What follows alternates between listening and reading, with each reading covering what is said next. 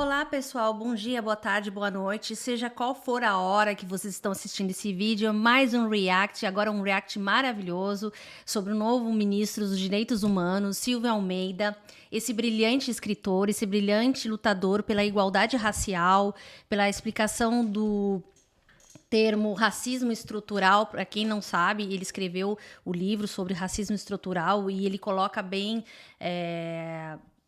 explicado por que no Brasil há o racismo e a população brasileira gosta de persistir no racismo estrutural para que as camadas mais pobres, negras da população não ascendam e fiquem nas suas próprias bases, né? Por uma questão racial. Ele é maravilhoso e eu vou fazer um react justamente por isso, sabe? A gente fez muito react de coisas negativas e, graças a Deus, nós também temos coisas, né, positivas, não é só bolsominions e coisas do gênero, né? Eu espero, pessoal, que a gente possa discutir esse assunto, né? E vamos ver no que dá, né? Vamos ver no que a gente pode ver nesse react, assim, que nos emocionou mais, assim, deixem aqui no comentário, não esquece de deixar o seu like, porque eu quero saber se vocês também gostaram do Silvio, tá? Se vocês gostaram desse novo ministro que o Lula escolheu, e eu acho que ele escolheu com uma mão muito certa. Eu acho que depois de todo esse negacionismo, nos trouxe um bálsamo, né, de intelectualidade, de razão e de beleza também, né, porque assim deixa o nosso Brasil mais bonito, com pessoas com cores, enfim, né, com tanta vibração positiva e de mudança, né, de mudança para melhor. Assim, marca mais uma vez nesse governo do Lula uma situação onde é preciso sim haver esse novo despertar, assim, digamos assim, esse novo caminho começou bem iluminado com esses novos ministros. Vamos ver, pessoal, eu quero ver com vocês, tá bom? Vamos lá. Vamos dar um play.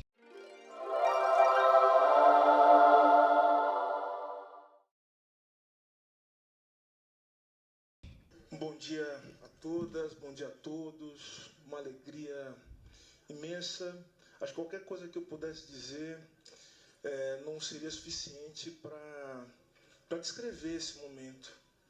Esse momento é um momento de festa, um momento de alegria, mas é um momento também que a responsabilidade que eu assumo por conta da confiança que me foi dada pelo presidente Lula se tornam bastante visíveis, bastante concretas.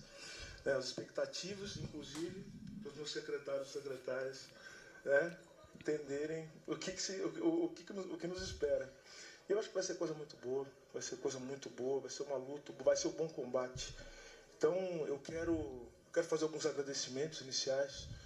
E eu quero começar agradecendo as pessoas que aqui vieram, mas eu também quero agradecer muito as pessoas que aqui não puderam entrar. Nós não imaginávamos que tantas pessoas pudessem aqui se dirigir nesse dia de hoje, e eu digo que isso demonstra, acho que inclusive para o nosso governo, o governo que eu tenho a honra de integrar a partir de hoje, como a questão dos direitos humanos ela não pode ser uma questão deixada de lado, ela é uma questão central. É uma questão que interessa a todos nós. Eu quero falar um pouco mais disso ao longo da minha fala. Isso é importante que ele ressaltou. Os direitos humanos é toda a essência, né, que foi drenada do governo Bolsonaro, toda a falta de direitos humanos, de direitos humanitários nessa pandemia. A gente viu que o Bolsonaro só fez com que as pessoas morressem, literalmente, não ajudando também com a questão da fome, não ajudando, enfim, criando ministérios onde não existia nenhum direito humano. Literalmente, os direitos humanos não existiram, foram inexistentes, tanto na representatividade do Brasil fora dele, fora do próprio país, e muito mais ainda dentro do seu próprio país. Isso é muito importante, esse ministério, porque marca um delimitar assim bem grande, né, de que um mundo que era catastrófico, de um mundo novo que realmente tem a base, como disse o Silvio Almeida, que nem deveria ser mencionada, é uma base básica, entendeu? Os direitos humanos é a base dos direitos. E não tendo esses direitos, a gente realmente teve um período de trevas, sabe? Nós ficamos à parte, em párias do mundo. Nós não tínhamos direitos tão piores que aqueles países onde não tem direitos humanos, pior que o Afeganistão. Então, quando a gente vê que as nossas...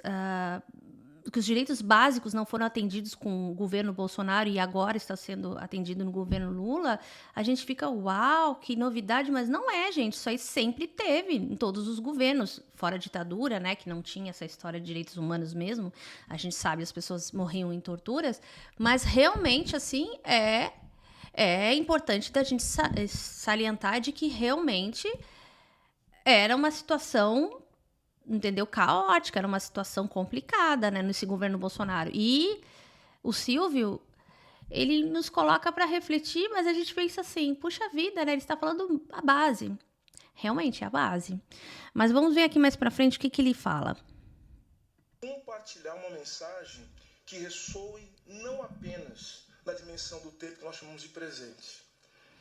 Nosso passado e nosso futuro também estão em jogo, senhoras e senhores, nessa nova etapa do país que agora se abre diante de nós. Diz um antigo ditado iorubá: Exu matou o pássaro ontem com a pedra que só jogou hoje.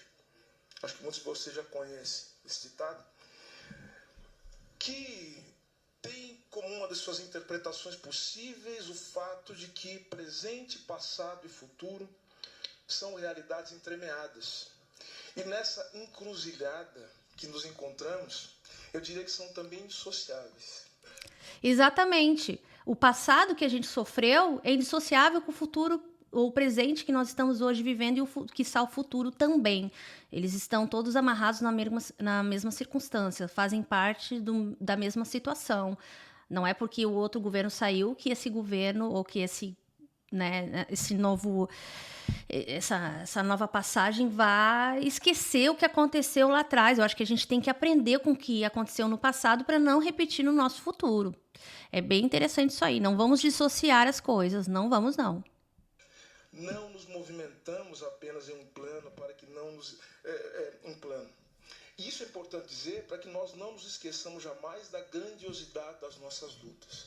Nossa conexão é com passado, presente e futuro. Nós estamos vivendo nesse momento passado, presente e futuro. Portanto, eu quero aqui deixar uma mensagem que se dirige a cada um de nós e que possa repercutir nessas três dimensões do tempo. E com isso eu quero falar também do que esse ministério será. Minha primeira mensagem, portanto, é o passado. E lembre-se, eu falei de passado, mas quando eu falo do passado, eu falo daquilo que somos, daquilo que podemos ser. Não é o passado que nos aprisiona, mas é o passado que nos serve de catapulta em direção ao presente e também nos lança em direção ao futuro. Portanto, minha primeira mensagem é a reverência, a luta por memória, verdade e justiça. Isso aí. Verdade, né? Para de fake news.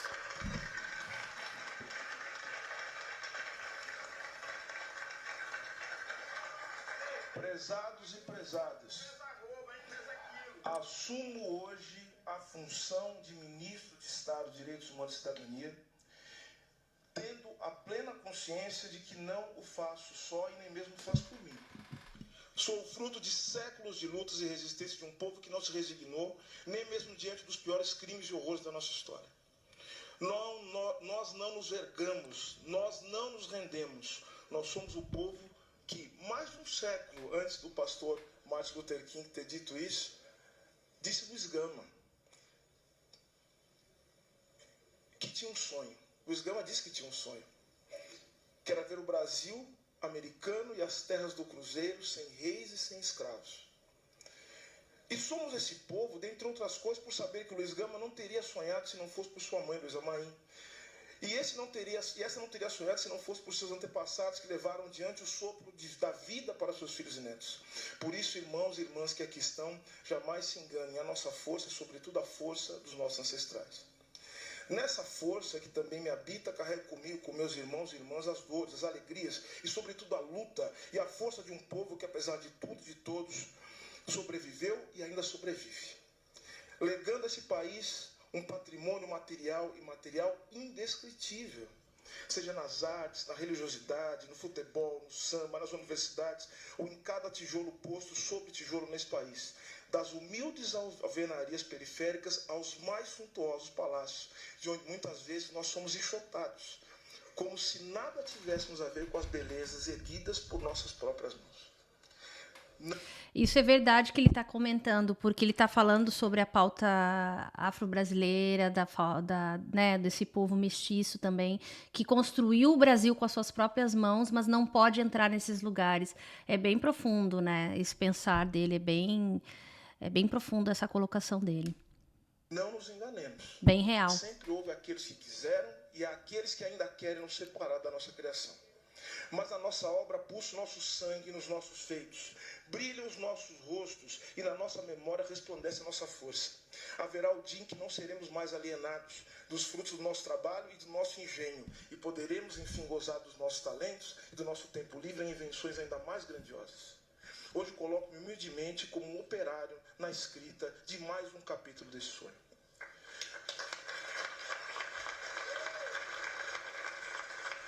Com certeza. Com certeza.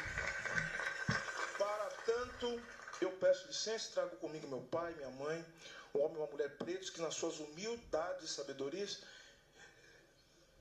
ensinaram o meu valor do amor, das lutas cotidianas e da dignidade humana. Trago também meus irmãos, meus tios, meus sobrinhos, meus primos. Meu primo está ali, querido. Legal, a família dele está lá mesmo. Minha companheira, Dineia, né? Sem ela nada disso seria possível. Tá ali. Bacana. Amigos e amigas e todos aqueles e aquelas que contribuíram com um projeto do qual sou hoje e ao mesmo tempo parte e testemunha. Também trago a luta do Zumbi, de Dandara, do já citado Luiz Gama e Luiz Amaim, de Abdias, de Guerreiro Ramos, de Lélia Gonzalez, de Milton Santos. Lélia Gonzalez, que maravilhosa. De Franco, de Pelé. Mariane, Pelé também, de todo esse povo afrodescendente. Também desse Brasil. E tantos outros e outras que permitiram que eu aqui estivesse hoje, um homem preto, ministro de Estado, a serviço de uma luta que um dia também foi deles. Muito bom. Não posso dizer que suas lutas não serão esquecidas, até porque não se esquece daquilo que está presente. Mas posso e quero dizer que as suas lutas serão honradas por mim e pela minha equipe que aqui está. Nesse espaço pelo qual torno-me, a partir de agora, o maior responsável. Isso significa, dentre outras coisas, não esquecer as lições da história, das lutas contra a escravidão, contra a fome, contra a morte pelo trabalho e pela moradia digna. Significa não esquecer da luta daqueles que foram presos, torturados e mortos pelo autoritarismo do Estado brasileiro. Seja no Império, na dita velha República, que criminalizava todos os aspectos da nossa existência, ou na ditadura militar, que ceifou os melhores anos dos verdadeiros patriotas, que ousaram se levantar contra a covardia dos poderosos. Isso aí. Isso é importante que ele está colocando, porque mesmo para quem não viveu a ditadura e é jovem hoje, é interessante a pessoa ver que isso ainda nos marca, e nos marca tão profundamente que quando nós vivemos esses últimos 4 anos com um governo negacionista, que literalmente foi uma tortura, né? Também pensar que nós vivemos à mercê de uma situação onde nós não tínhamos nenhuma liberdade, no sentido da racionalidade, da ponderação, da humanidade, dos direitos humanos, e que é importante a gente não esquecer. Esse discurso dele foi muito tocante, muito profundo e muito necessário. E assim, todos que temos bom senso, nós entendemos e compreendemos e sentimos isso, mas tem pessoas que estão assistindo e estão vendo pela primeira vez, né? De repente elas não se deram por conta que coisas tão óbvias devem ser ditas e devem ser repetidas e reverberadas. Eu acho que isso é muito importante. Vou botar um pouco mais à frente aqui para ver o que mais que ele falou do discurso. Certamente esse discurso assim nos marca de uma forma transcendente para uma nova esperança, para um novo acordar, um novo despertar, né? E realmente espero que essa sensação de peso que nós tínhamos, né, seja extirpada de uma vez por todas depois desse discurso, depois dessa nova posse, né, de um presidente que a gente precisa, que o Brasil precisa, né? Então, vamos lá. Vou ver mais uns trechos aqui. Vamos lá. De todas que têm seus direitos violados. Isso é importante. Existem e são valiosos.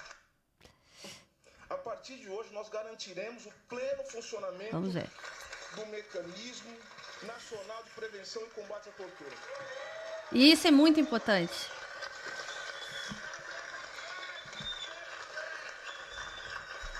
Tenho, no entanto, a plena consciência que, diante do cenário desolador em que recebo o Ministério, não terei facilidades. Saibam disso. Estaremos juntos nisso.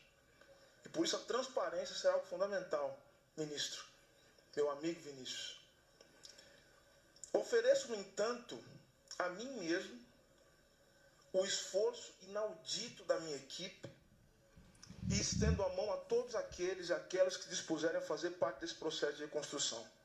Seremos o Ministério do Diálogo, da cooperação e da união de esforços. Todo interesse legítimo trazido ao Ministério será objeto de diálogo. Como dizia Drummond, não nos afastemos, melhor dizendo, vamos de mãos dadas. Quero, no entanto, estabelecer aqui um primeiro compromisso. O compromisso desse Ministério com a luta de todos os grupos e vítimas de injustiças e opressões que, não obstante, resistirão a todas as tentativas de calar suas vozes.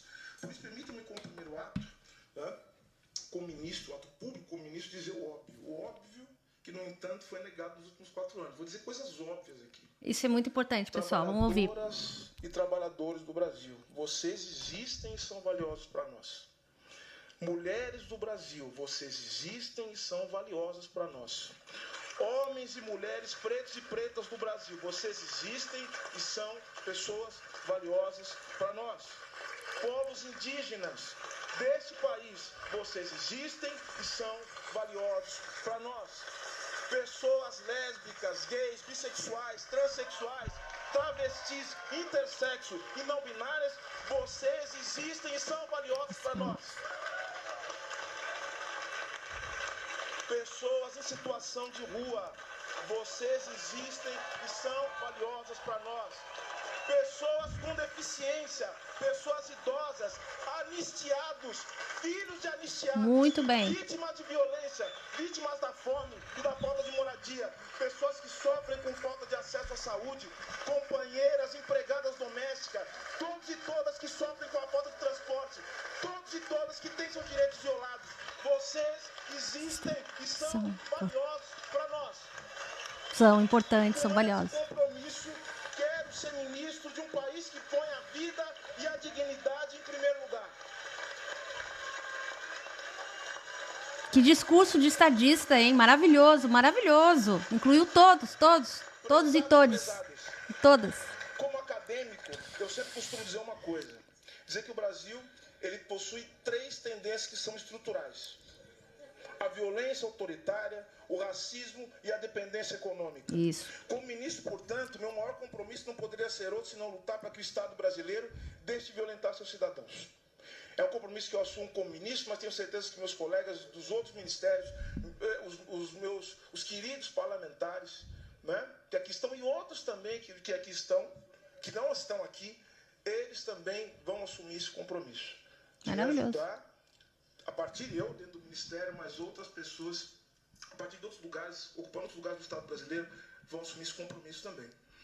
Isso é muito lindo o que ele falou. Foi um discurso perfeito, que nos deu assim um calor, um quentinho no coração. Foi maravilhoso isso que ele falou, foi lindo e realmente nós estamos sentindo...